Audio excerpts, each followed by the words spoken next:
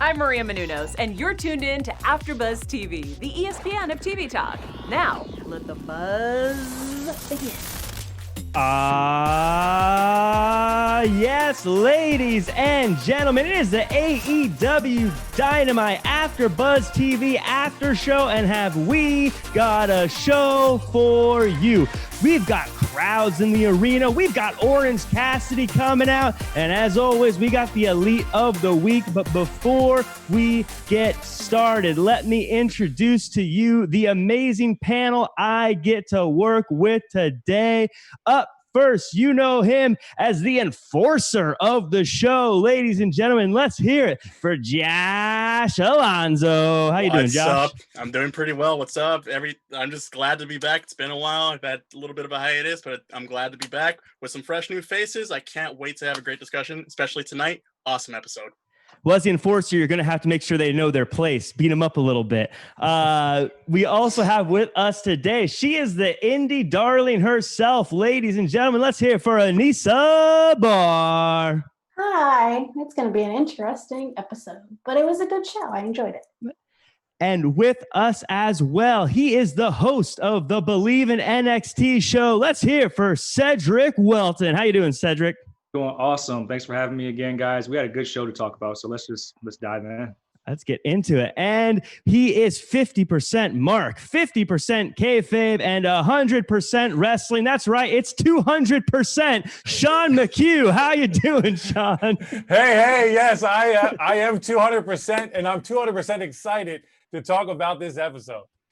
And I am your benevolent host. They call me Fancy Jack Farmer, and we've got all sorts of stuff to talk about. It's the last Dynamite before we get into the 2-week event we're calling Fyter Fest.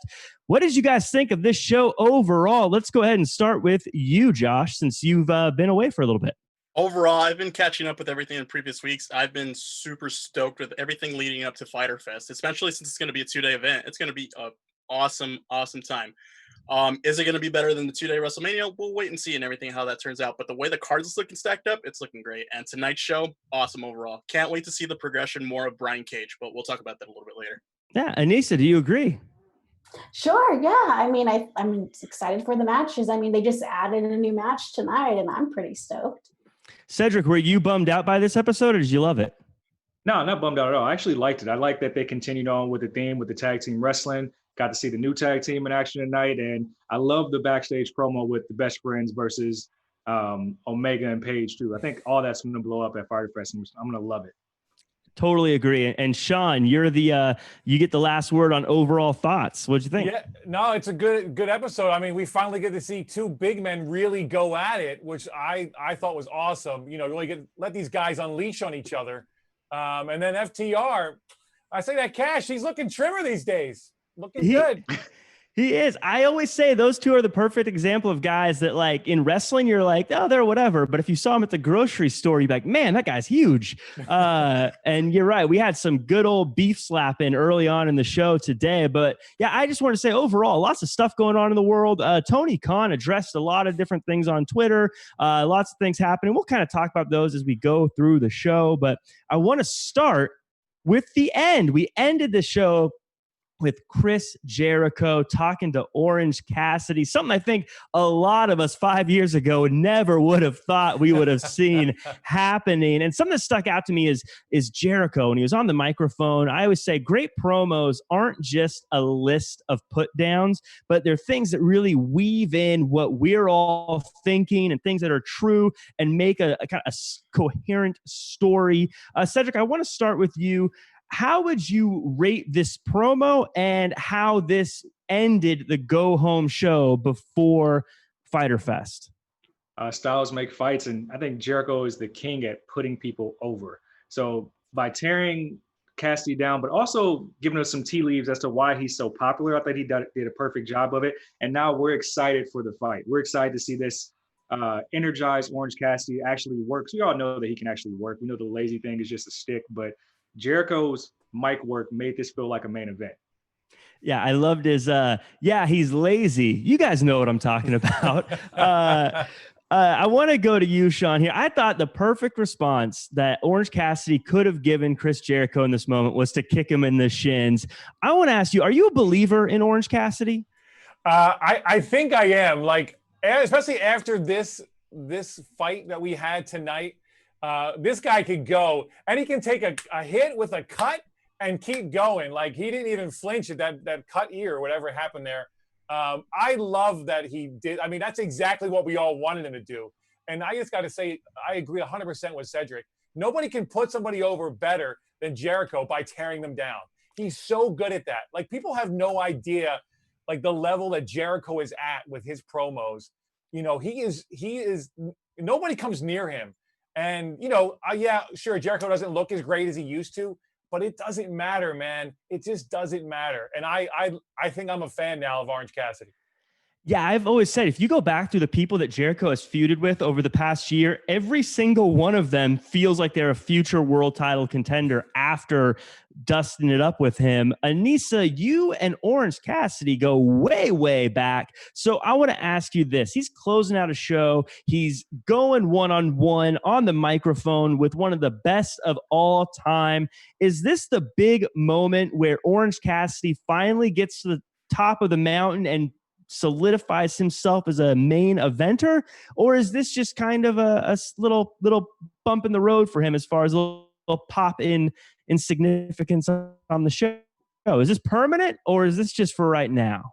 I mean, I've noticed with AEW how they always bring up a guy and they bring him up to the top, and we've seen it with Lance Archer, we've seen it with, you know, MJF. They bring him to the top, and then later on, a week or two later, they're back on the bottom. Same with Darby Allin, where he went to go face Cody Rhodes, you know, all those great matches. And now here we are with certain wrestlers where they're now at the bottom.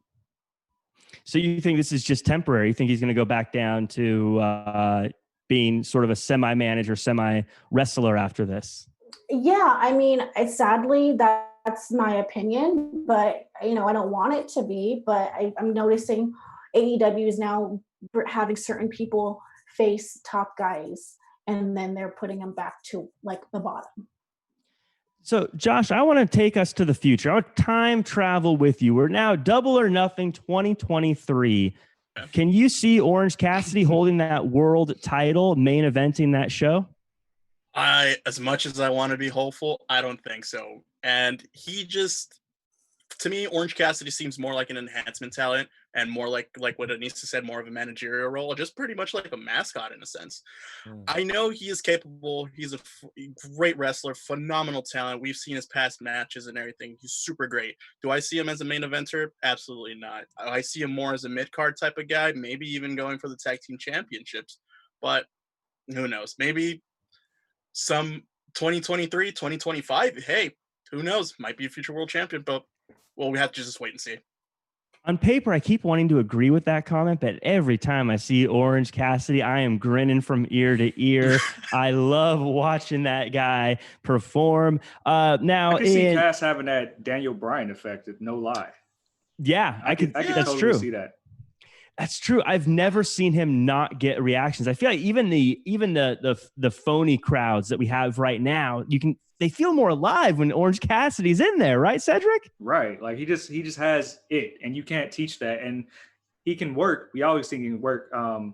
He's a smallish guy, and that's really what's in now. As long as he can put on a good match, you give him the right dance partners. I don't see why he couldn't be AEW's like version of Daniel Bryan. Him and Peter Avalon had a really fun match on AEW Dark last night. I don't know if you guys are tuning into Dark, but if you're not, you're only getting half the story. You definitely should check it out. I want to go with you guys. They have I don't know if it's going to be next week that this match happens or the following week. I think they teased it or put it up on a graphic somewhere, but I want to get your predictions. Let's go down the line. Sean first, Jericho or Orange Cassidy? Who's winning? Wow, this is tough because you know, Jericho's not afraid to lose, which is why I love him. But I feel like Inner Circle is just not going to let that happen. And, you know, obviously best friends might get involved as well. Maybe it's like a disqualification. You know, maybe we don't get a real winner. That's kind of what I'm thinking. I don't think we get like a real winner for this match. Now, to be fair, I don't believe there has been any no finish winners or DQs. I think there's always been a person with their hand raised at the end of the night. Do you think this could be the first one?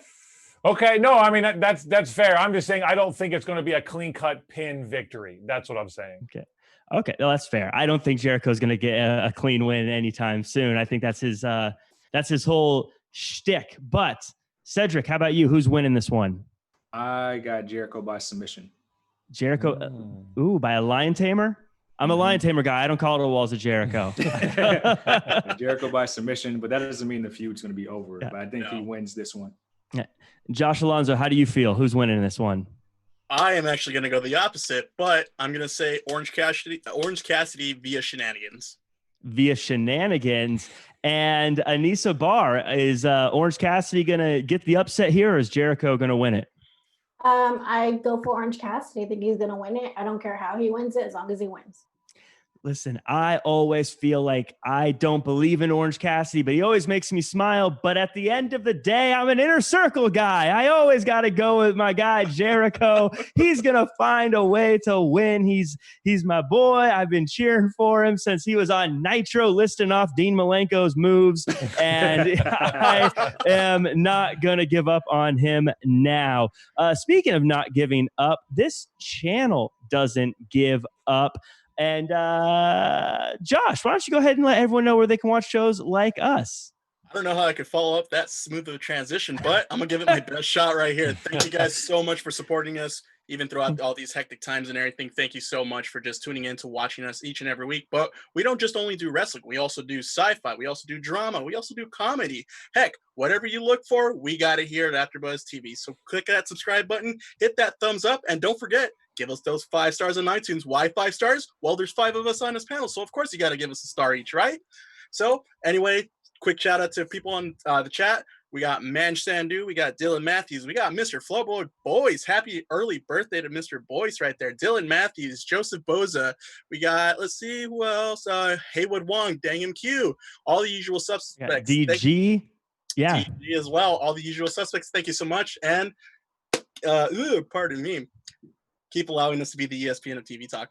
Yeah, you got to get that catchphrase in there. Thank you guys so much for watching. Definitely those 5-star reviews. If you can share it with a friend, that's always really appreciated as well. Shout out to one of our sponsors, smartbutton.com. You go ahead and hit the smartbutton.com and get the crowd reaction that you need when you need it. Now, this was a fun promo that we just heard from Josh, but we saw a fun promo earlier. We teased it a little bit up top, and that was the tag team title promo. I thought this promo was fun and funny. Thought maybe the music made the characters seem a little goofy, which I don't really like. I like to see some more seriousness when it comes to my titles, but I enjoyed the promo, and I liked the words. I liked the talk, and I like what they were saying. I like the connection between everyone involved. Anissa, what did you think of this promo, and who's walking away with the tag team titles? Best Friends or Hangman and Omega? I thought it was fine. I mean, the promo, was cool. Just another AEW promo. I wasn't soaked into it, but I mean, I think it's time for Best Friends to finally win a tag team championship. I said this before. I think they will be tag team champions one day, and I think now is the time for them to be the champions. Just another AEW promo. Shots fired. Josh, how did you feel about the promo and your quick predictions on this one? Overall, great promo, definitely putting over these two teams' personalities. And then you really could see the chemistry building between Omega and Hangman Page, because if initially it was kind of a little muddled a little bit. They weren't really getting along, but now we see that rhythm progressing and everything. But I do agree with Nisa. I think it's time for the Best Friends to get that title shot because of another storyline, but I don't think that's going to happen soon. But I think Best Friends are going to have to take the titles in the end. And Cedric, you said you liked this one. You were really excited about it. I thought it maybe came off a little silly. What did I miss something, or was it too silly? What did you think of this promo, and who's winning this match? Actually like silly sometimes. So, I mean, I didn't mind it. I like the laughs and the goofing around between Paige and Omega, kind of teetering on you're not really my friend. We just tolerate each other. But with that being said, I think their chemistry is getting better, and that's when everything's going to come crashing down. And it's time to put the belts on a real tag team. They're highlighting so many tag teams across the entire show. You can't keep you can't keep Omega on the tag team belts this much longer. I just don't see it. I am loving that tag team and them together. Sean, is Cedric crazy? How does he, where does he get the gall to say that the tag team champions aren't a real tag team? How did you feel about the promo and who's winning this match? So I actually like the promo. I'm with Cedric. I like a little goofy and silly too, especially when it's like it's organic. I think to see the best friends hug each other like 4 times in a row, like the way they cut it, like I was just like, this is the dumbest gimmick ever, and yet I'm smiling and I'm laughing, like very much like Orange Cassidy. So I like this. I'm with everyone here. I'll be the 4th guy to say it. Best friends win this title because I don't think. I'm surprised that Omega and Hangman have had the titles this long. I'm with Cedric as well. I don't think they should have the belt anymore. They've had it too long. It's time to get a real tag team.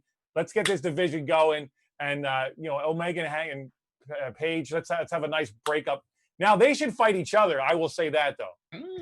I call Boulder Dash. I love the best friends, but they have lightning in a bottle with Hangman and Omega. Their chemistry is people that hate each other but are the tag team champions together. It's great. I know they need to have a match. I know they need to break up, but don't do it yet. I love him too much. I want them to stay together.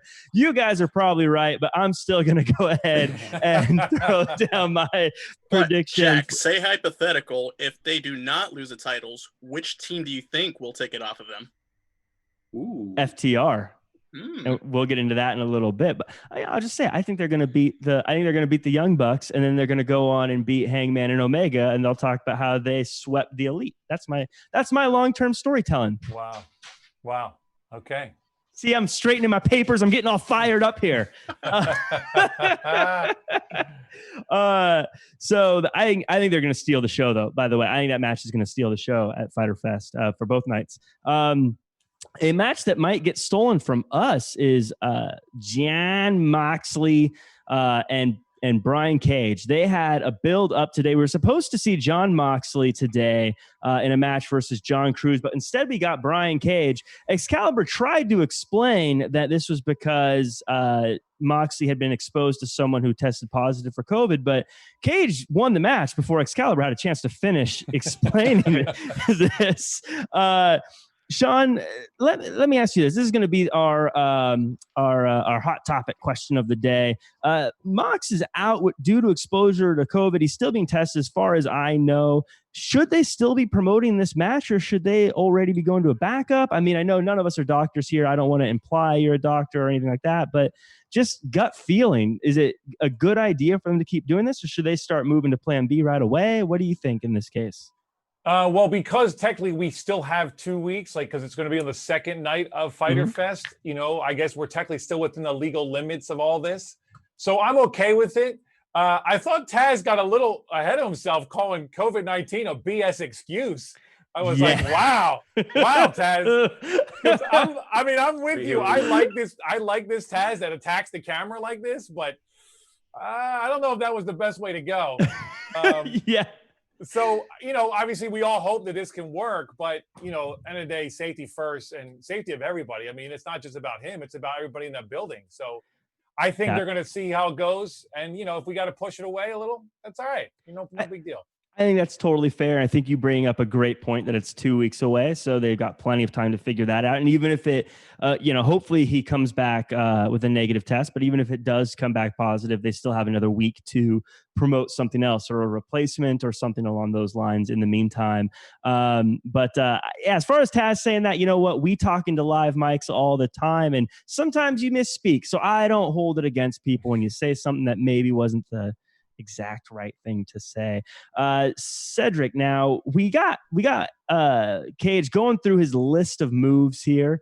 Do you feel like he showed us anything new today? Do you think this Taz Cage showed us something new, or was this kind of just putting a little exclamation point on the build to their match?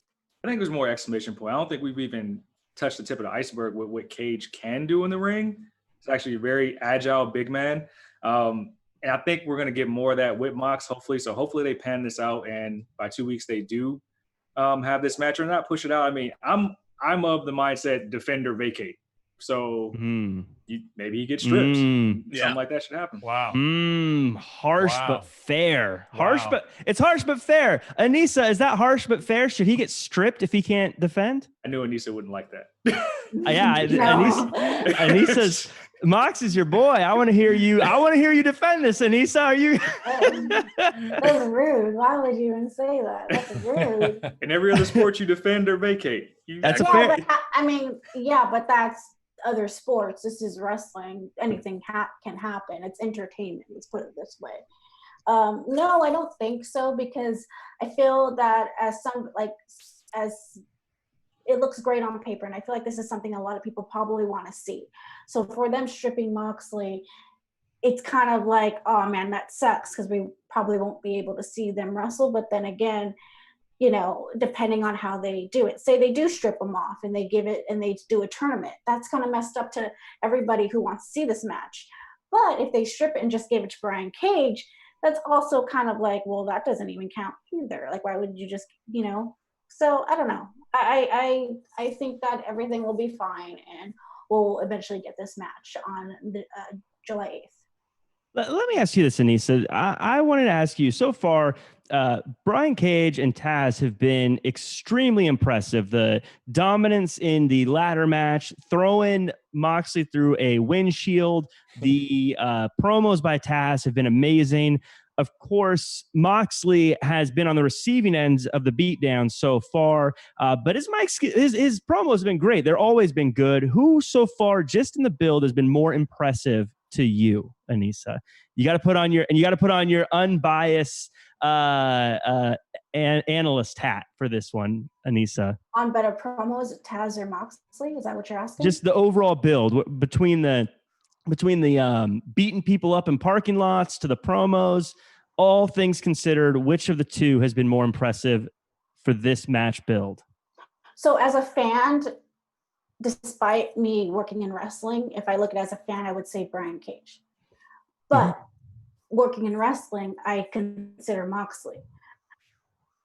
But I also think working in wrestling, I see it as you're building up Brian Cage, because not a lot of people know who he is. And you're building him against a guy where millions of people know who he is. So for them doing that, you know, I don't really have an option, because I look at both sides. That's fair. That's fair, Josh. Now, I don't think you and I have ever talked about Brian Cage specifically, but if I'm guessing, I feel like you're a Brian Cage guy. Am I right? Pretty much, yeah. And because the only one reason is in correlation is with Taz, because when I was growing up, I was watching the old ECW videotapes and everything like that my cousins had, and seeing him perform, especially being someone as a submission specialist and everything, it pretty much just influenced me to this day, or so much so if I do anything martial arts wise and even Brazilian jiu-jitsu wise, I always think of myself as like, okay, is this something what Taz would do? And then I start messing around with the guys, but that's neither here or there. But I feel like Brian Cage being under tutelage of Taz, I think it's a great idea, because you have someone that is presented as a new machine being tailored by someone who is known as a submission machine specialist. So I think that's really cool, and in part might be a crazy idea, maybe not. What do you guys think? Should Brian Cage adopt the Taz mission? I love the Taz mission, so I'd be down.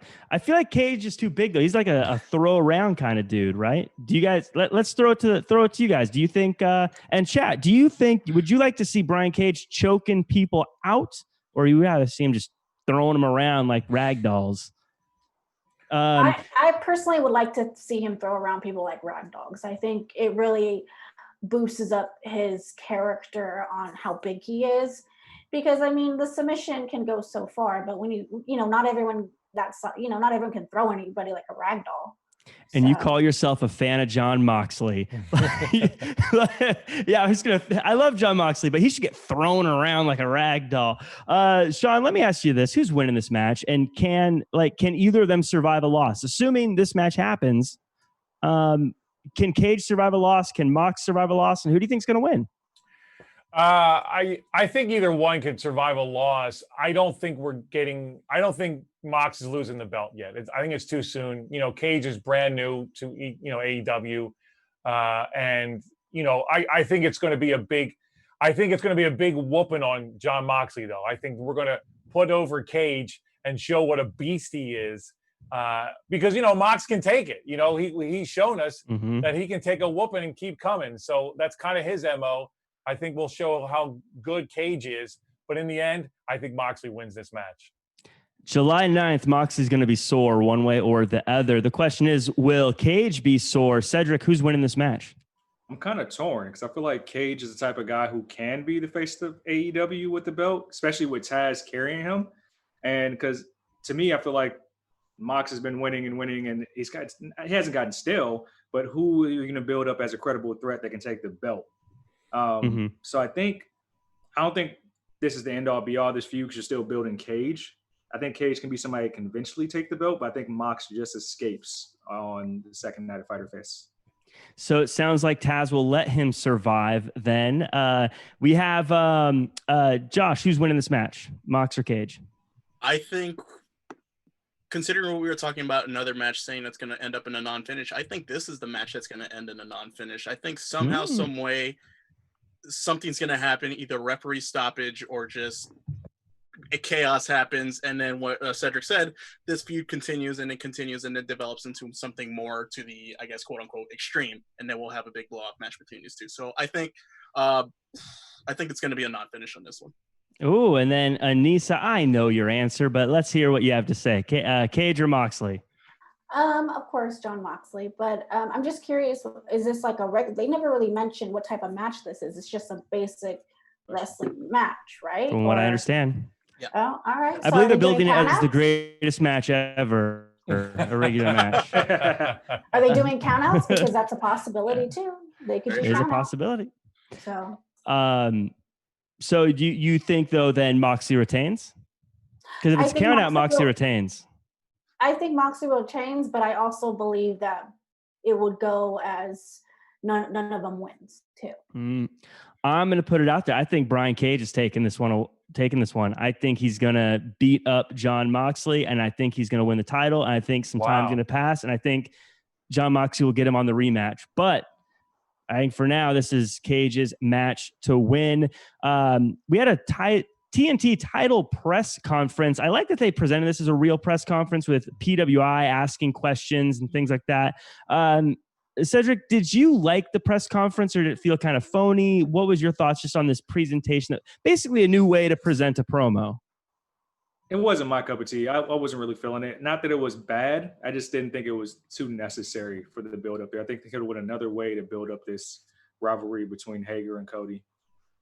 So, Sean, let me ask you this. I like Arn. I've talked about this before. I like Arn Anderson, but I feel like Cody has so much already around him between the Nightmare family and Brandy, and he's so cool already. And now he's got Arn Anderson. It just feels like overkill. Cody had a great promo as well. I felt like he's so good on the microphone. Is Arn a little overkill for Cody? Does he need to be there? Well, of course, he doesn't need to be there. But this is what I love about AEW, that we have Arn Anderson, we have Tully Blanchard, we have Jake the Snake Roberts as these kind of manager, mentor roles. And I think it's great because it's an homage to this sport we all love. So I'm fine with him being there. I did think he did go on a little too long with his story. I think it could have been a little succinct. I actually was really enjoying Cody's speech. I think he was really getting to the heart of it. And then he gets interrupted by Jake Hager. Hager. I wanted to say Jager. I know Hager, and I was just like, "Wow, what a letdown that was!" Like, really, we're gonna throw water in his face from his wife? Like, I was like, all this buildup, and then this is where I go back and forth with Hager. I'm like, that was awful. Like, I needed something more from him.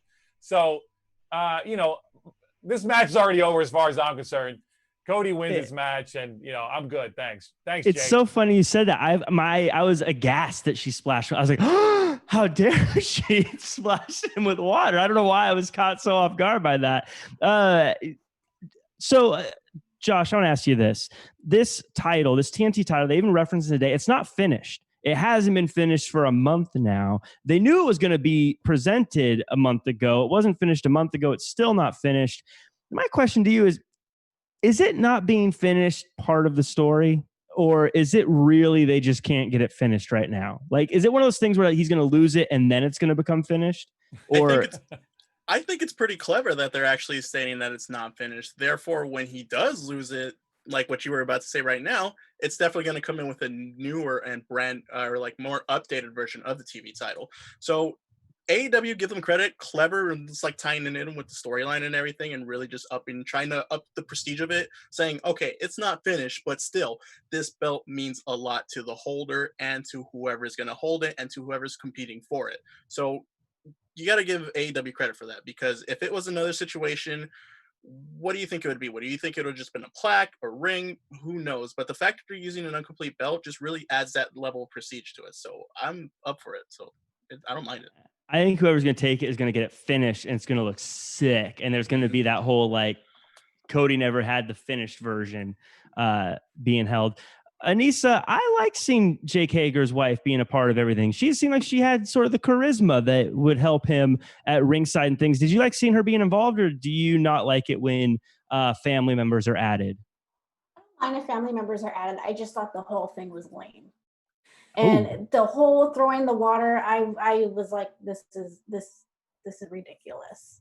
It would have been a little bit more exciting if Brandy would have just thrown herself and would have beat her ass. But here we are. But I just it's interesting that we're now bringing his wife into it, because we don't know her backstory. She's new to wrestling, so we'll see. Well, let me ask you this, and if it wasn't water, if it was like red wine, would it have made a bigger difference because it would have stained? Or is that like it's like water, like okay, but like if it's like something dressed like red wine, soda, beer, right, it would have been a little more exciting, because I'm like, damn, like you gotta get, that's a $500,000 suit or something. Like that that beautiful suit would have been completely ruined. Right. That was a beautiful suit. That was a really pretty color on him. Cody's suit game is top notch. There's no denying that. You're right about that. Yeah. Yeah. Anissa, what have you? Hager or Cody? Who's winning it? Rapid fire predictions.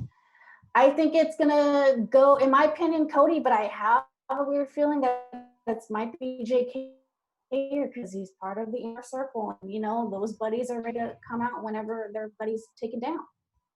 That's fair. How about Cedric? How about you? Hager or Cody? I have I don't think it's time to pull the title off Cody yet, so I'll take Cody. Josh, how about you? Hager or Cody? I agree. I think Cody's still going to linger on with the title just a little bit longer. And Sean, how about you? Hager or Cody? Cody all the way. Cody. No question. I think Cody too. I feel like if they were going to pull the trigger on Hager, they would have done it by now. It feels like I don't know. I don't believe in him. Am I crazy, Sean? You don't think that he's actually interested into this match? I think that he's kind of on standby. I don't know if it's because he has a contract with Bellator still or something like that. It doesn't feel like he's all in, for lack of a better term. I don't think he's going to get the title. Plus, Cody's Cody. You never count out Cody. Come on. Someone else I'm never counting out again. Sonny Kiss and Joey Janela teamed up for a match against Colt Cabana and Brodie Lee. Before the match, they had a fight in a gas station. It felt very Lucha Underground. Cedric, I want to get your opinion. Do you like these kind of fighting in the gas station Lucha Underground vibe things, or are you not into that? It was different. I didn't expect it. I didn't expect Janela to hit the guys with the grocery bag and whatnot. That was interesting. And even the throwback to Johnny Cage with the splits and the hitting the nuts, that was dope. But I didn't even expect any of that, but I was into it. That's actually trending on Twitter, by the way. They're actually comparing a still frame of Sonny Kiss doing that punch with the still frame of Mortal Kombat scene of Johnny Cage doing that. So that's amazing that that's trending right now. Let's just round of applause for that. Nice.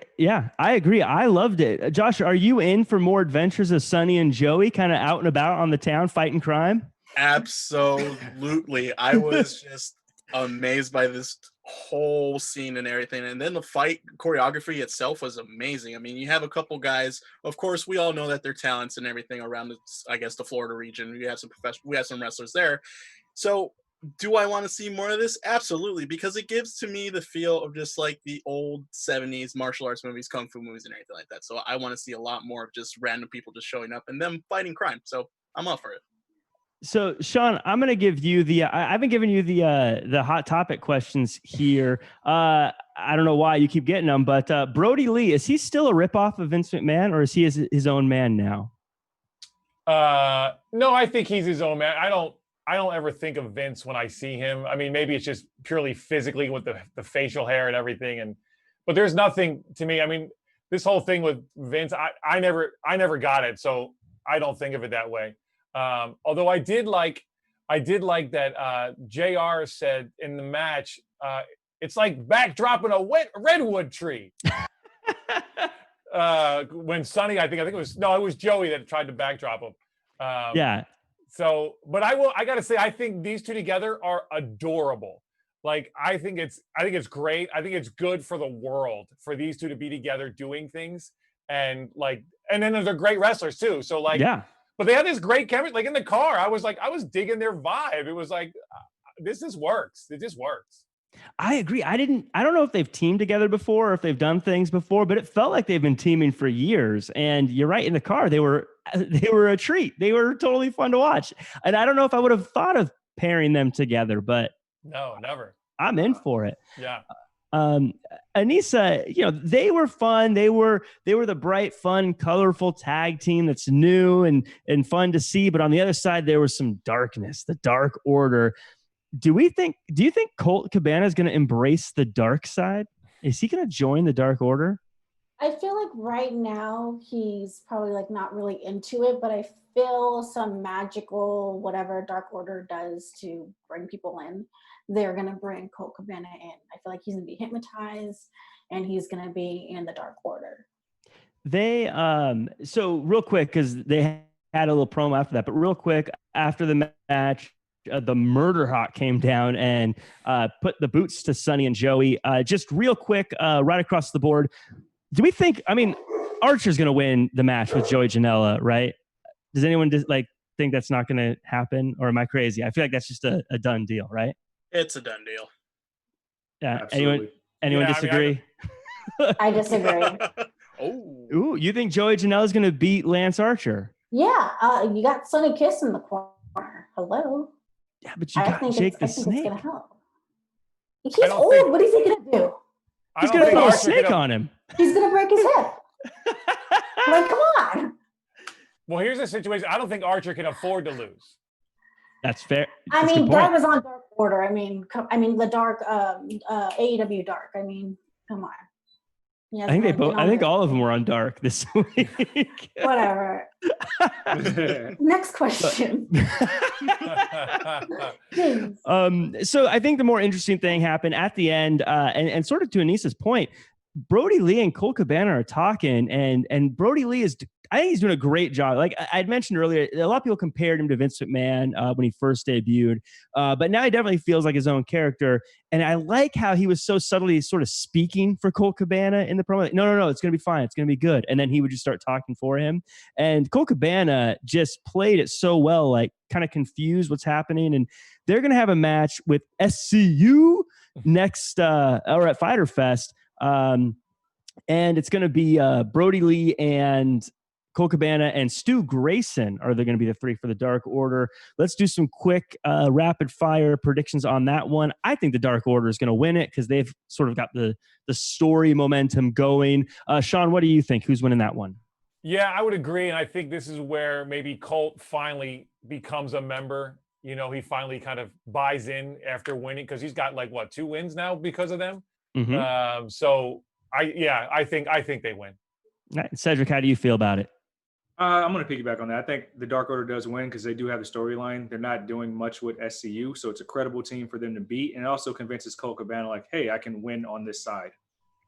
Josh, do you agree? It's 3 for 3. I have to agree. We had to give, with the momentum going for the Dark Order, we had to give them that win because there's been, before the wins that they had, previously to that, they've been losing so much back and forth in their scene. So I think it's time for them to actually pick up the important wins to propel them forward to the title scenes in the future. So, Dark Order. I would assume it's going to be a sweep, but I know Anissa far too well. Who do you think's going to win this one, Anissa? Dark Order or SCU? I think Dark Order will win this. Oh my gosh, I am shocked. You're picking against your boys. Well, I've had a heart-to-heart conversation with Scorpio Sky on Saturday, and what they're doing with him, I absolutely see great things. So I'm not gonna say anything, obviously, but from what this match is going to say, I'm gonna say Dark Order. That's awesome. I think we all agree. And you know what? Not just happening on the conversation with Saturday, but also on AEW Dark. Excalibur himself said that Scorpio Sky will be focusing on singles competition. I got to say, I said he was going to be a world champion many, many months ago. I've always believed in the guy. Cedric, I want to ask you, what do you think Scorpio Sky's ceiling is? What's the best he could do as a singles competitor? I think, I want to say the best is TV title-ish. Mm-hmm. Some main event matches, but I'm like what Anissa was saying earlier. They're kind of profile guys against higher profile superstars, and they kind of like push them back down. We saw that happen with Scorpio Sky kind of in the early days of AEW. Mm-hmm. I think he'll get back to the top of the mountain a little bit, but maybe not quite champion. Not within the next year at least. But I definitely see TV title sometime in 2021. Interesting. So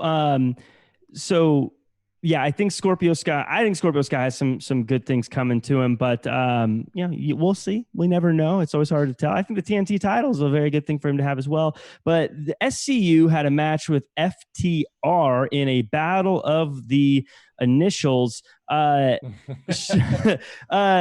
Sean, I want to ask you this. Has FTR lived up to the hype that they got coming into AEW so far in their two matches? I think 100%. I love this match because it's old-fashioned wrestling. Like, JR said it. It reminds us of Tully and Arn, these two. And I remember, I thought that, back when they were with the other guys, Mm-hmm. And the fact that he did a slingshot suplex and put a 4 up, I was like, I'm so sold on these guys. Yeah, like it's just, and I think Cash is looking trimmer, and I think these guys are great. Like they're hard hitting, and then they'll throw some kind of different stuff in now and then. But these two together, these two teams together were great. I love this match. It was definitely a good match. I think it was a really well done pairing. FTR have been bragging for years that they're all about fists. They're not about flips. But now I'm seeing guys like MJF talk about it. Sean Spears talk about it. Even guys like Randy Orton have started talking about it. Even guys like Edge have started talking about it. Josh, are FTR more influential than we're getting credit for? Are they influencing sort of a whole new generation of style here by going to a back generation? I definitely do think so, because it's more of a revival. It's a nostalgia act. I mean, they obviously have shades of Tully and Arn. So going back to that type of style of wrestling, it's awesome, because it doesn't necessarily have to focus on flips, which are great. I'm not going to deny that. But then we always have that type of fascination with someone who's more of a bruiser, or a team that are like bruisers, and then just take it to an old school approach. So I'm all for FTR. FTR is really selling it really big, and they've influenced a lot of people, especially with just going back to the more technical approach of wrestling, or just more bruising approach of wrestling. So very influential. So we had the return of one of my all-time favorite tag teams, the Lucha Brothers. And Anissa, I saw you made a comment on Twitter, and I echoed that thought. I felt like the production let us down a little bit. They showed us those guys a little too early. I think they could have gotten a crazy surprise if they did it a little differently. But my question for you regarding this is, they're going to team up with Butcher and the Blade, the Lucha Brothers, to take on FTR and the Young Bucks. But this new team, I want to know what I want to call this four-man tag team. Do you think we should call them the Lucha Blades or the Butcher Brothers? I don't care. I think this will work anyways. I like I mentioned on Twitter, I thought that the production show the Lucha Bros too early, because obviously Butcher and Blade were still talking at the time. Just focus on them talking, and then obviously make the little suggestion like, look who our tag team partners is gonna be, and then obviously Lucha Bros. And it's great to see Lucha Bros back. Congrats, man. We haven't seen them guys in a while. But I feel like Lucha Bros and Butcher and Blade, it really works, because you got guys who don't do flippy stuff, and then you got guys who are going to be doing flippy stuff. So it's going to be an interesting match.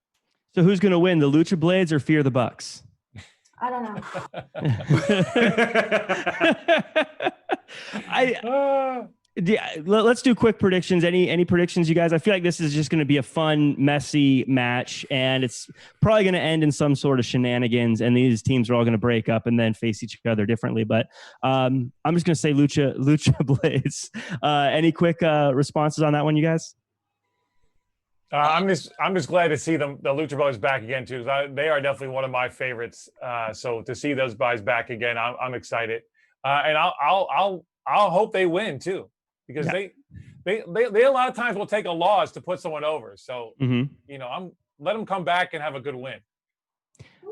A match that started the whole night off was Wardlow and Luchasaurus in a lumberjack match. Anissa, you love gimmick matches. Where do lumberjack matches rate for you? Do you love them, hate them, somewhere in the middle? I never had like an opinion on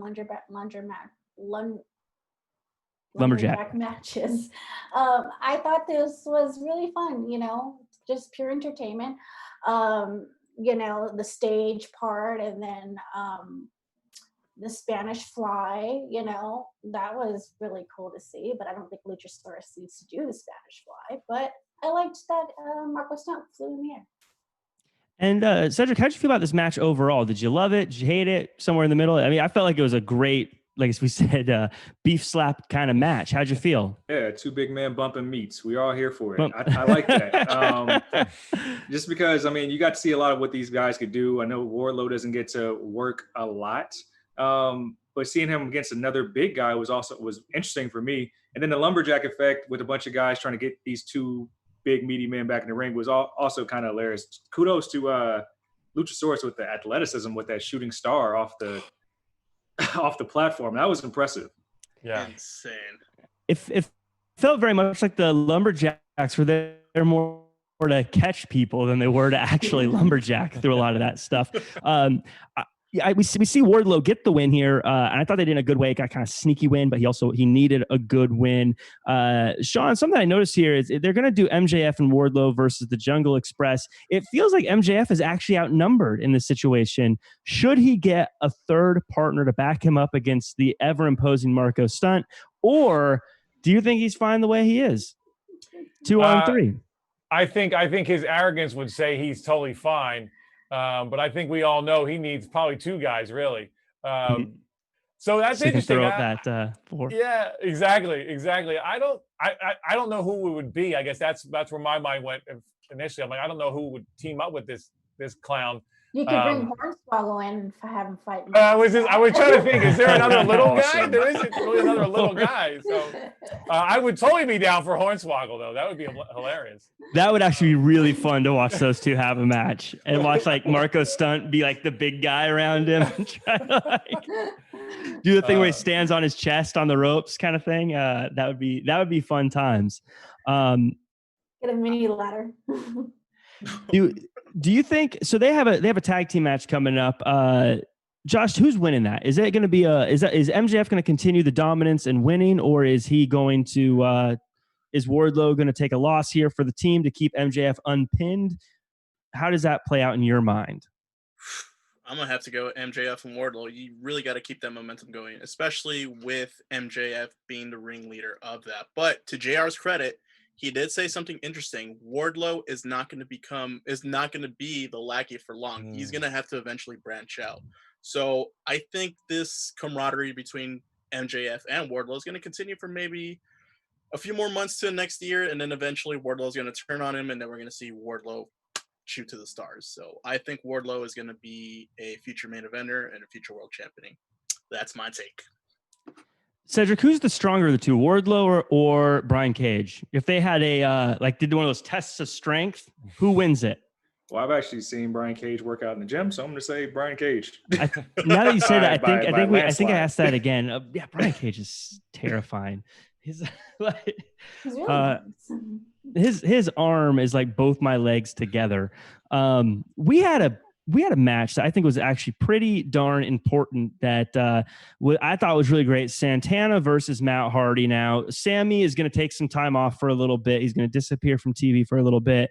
And Santana came in, stepped up, took Guevara's spot in this match. Sean, let me ask you this. Matt Hardy had been sort of building a rivalry up to Sammy Guevara, kind of trying to open his eyes and get him away from the inner circle. What does he do now that he doesn't have Sammy Guevara? Does he go back to just being part of like Private Party's manager and mentor? Does he try to maybe shift his focus to Santana? What do you think is next for Matt Hardy? Yeah, I mean, I think because of his age and he's not a spring chicken, so I think it makes more sense for him to just kind of be with Private Party and just kind of facilitate their growth and be their kind of mentor. Obviously, he can still wrestle, as we saw.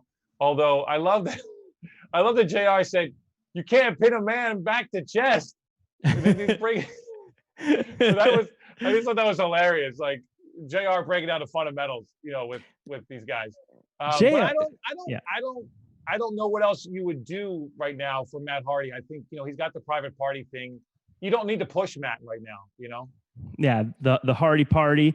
So Anissa, does Santana? Do you think he's going to take the role of Sammy Guevara and be the guy that sort of breaks off on his own and fills that missing spot on the roster as the kind of second to Jericho kind of guy, or is he going to stay a part of Proud and Powerful and keep that going? He's going to stay. If there's no Ortiz, there's no Santana. If there's no Santana, there's no Ortiz. They're LAX, if you know who I'm talking about. They've always stuck together, and I like them together. I don't think they need to be apart. And, that's my opinion. Josh, what is the ceiling for Santana? I see big things for Santana, but what do you think? Do you think he's going to be in the tag team division for the rest of his career, or do you see him someday being the guy that breaks away and being the Shawn Michaels? I don't really see Santana breaking away. He is a tag team guy through and through. Him and Ortiz really make a great team. So I do. We always mention that we always want to see or don't want to see teams break up. This is a team that legitimately I don't want to see ever break up because they have such a great chemistry through their days in TNA, Impact, and in the independents and everything. These guys have such a great chemistry. It would be a shame. It would be terrible if they were to ever break up. So I don't think they're ever going to break up, and I think they work best as a tag team. There's nothing wrong with being a career tag team.